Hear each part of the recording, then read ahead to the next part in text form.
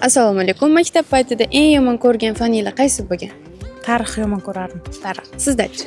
Geografiya. Hozir ChatGPT ga 5 tadan savol beramiz. Tarix, geografiyadan savollar beradi. Agar kim ko'proq javob topsa, o'shanga sirli sovg'amiz bor. O'zbekiston ilk bor mustaqilligi qaysi yilda e'lon qilingan? 91-yil. Sizning javobingiz? 91-yil 1-sentyabrmi? Dunyo bo'yicha eng uzun daryo qaysi daryo hisoblanadi? Nil daryosi. Amur Temur imperiyasi poytaxti bo'lgan shahar qaysi? Samarqandmi? Siznikicha? Samarqand. Samarqand. Yer yuzida eng katta cho'l qaysi? Arabistonmi? Arabiston cho'li. O'zbekistonda eng baland cho'qqisi qaysi tog'da joylashgan? Everest. Buyuk Ipak yo'li qaysi hududlardan o'tgan? O'zbekistondan ham o'tgan. O'tgan qaysi shahar? Chorsudanmi? Chorsudan. O'zbekistonning tarixiy shaharlari orasida Sharq durdonasi deb atalgan shahar qaysi?